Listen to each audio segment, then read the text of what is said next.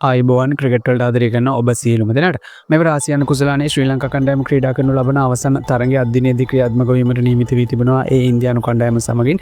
ඉතින් කෙසේ වෙතත් අවසනාවන්ත ලෙස ශ්‍රී ලංකා කණ්ඩායමට සුපිරි 4 වටෙන් මෙවර ආසියානු කුසලානේ ඔවුන්ගේ ගමන නිමා කිරීමට මේ වන විට සිදුව තිබෙන්නේ. ඔවුන් ආසියානු කුසලානේ සුපිරි 4 දෙනාගේ වටේ මේ වනතෙක් ක්‍රීඩා කළ ඇති තරඟ දෙකම පරාජයට පත්වීම හේතුවෙන් ශ්‍රී ලංකා කණ්ඩායම මෙවර තරඟාවලියේ පළමු වටේදී ප්‍රේක්ෂක බලාපොරොත්තු ඉහළ නංවමින් ඔවුන් ක්‍රීඩා කළ තරඟ තුනම ජයග්‍රහණය කරමින් අපරාජිත කණ්ඩායමක් ලෙස තමයි සුපිරි 4 දෙනාගේ වටේට පැමිණෙන්නේ. කෙසේ වෙතත් සුපිරි 4 දෙනාගේ වටේ ඔවුන් ක්‍රීඩා කළ පළමු තරඟ දෙකම පාකිස්තාන කණ්ඩායම සහ බංග්ලාදේශ කණ්ඩායම හමුවේ පරාජයට පත්වීමත් සමගින් ශ්‍රී ලංකා කණ්ඩායමට මෙවර ආසියානු කුසලානේ අවසන් මහා තරගයේ බලාපොරොත්තු සුන් කර ගැනීමට මේ වන විට සිදුව තිබෙනවා. ඊට අමතරව අද තරගයේ ඔවුන්ගේ ප්‍රතිවාදීන් බවට පත් තිබෙන්නේ ඉන්දියා කණ්ඩායම.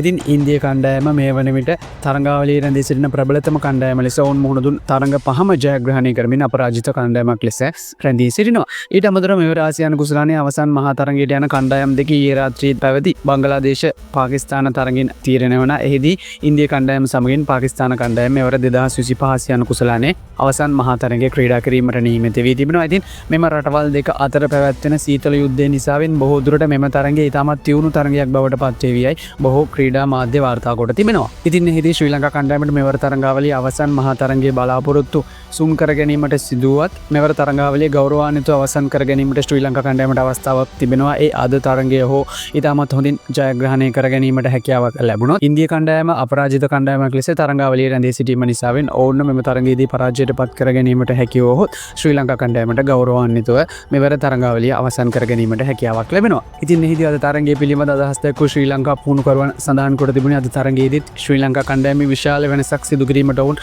අපේක්ෂා නොකරන බවයි. ඉතින් එහිදී ඔවුන් සඳහන් කර තිබුණේ පිටිකරණාංශය ශක්තිමත් කිරීමේ අදහසින් තවත් තුන් ඉරියව් ක්‍රීඩකයෙකු කණ්ඩායමට ඇතුළත් කිරීමට ඔවුන් කටයුතු කරන බවයි. ඉතින් එහිදී පසුගිය දිනවල කවුරුත් කතාබහට ලක් වූ ක්‍රීඩකයා බවට පත් වූ ජනිත් ලියනගේව අද තරගයට කැඳවීමට ඔවුන් අදහස් කරගෙන සිටිනවා. ඉතින් එහිදී අද තරගයේදී ජනිත් ලියනගේට T20 වරම් ලැබීමට නියමිත වී තිබෙනවා. ඊට අමතරව YouTube ඔස්සේ තරඟාවලිය නරඹන ක්‍රිකට් ප්‍රේක්ෂකයන්ට සුපුරුදු පරිදි SL ක්‍රිකට් ස්ටෝරි අපේ YouTube නාලිකාවෙන් තරඟාවලියේ සියලුම තොරතුරු සජීවී ලකුණු පුවරුවක් ලෙසින් තරගය ආරම්භ වූ මොහොතේ සිට දැක බලා ගැනීමට ඔබට හැකියාවක් ලැබෙනවා. ඉතින් පළවෙනි කමෙන්ට් එකේ පින් කරලා තියෙන ලින්ක් එකෙන් ඔබට පුළුවන් එම නාලිකාවත් සමගින් එකතු වන්නට. ඉතින් අද තරගය පිළිබඳ ප්‍රේක්ෂකයන් විදිහට ඔයාලගේ අදහසුත් පහලින් කමෙන්ට් එකක් විදිහට දාගෙන යන්නත් අමතක කරන්න එපා. ක්‍රිකට් පිටියාවත් කාලින උන සියලුම තොරතුරු එසෙනින් අපි ඔබ වෙත ගෙනීමට සූදානම්ින් සිටිනවා.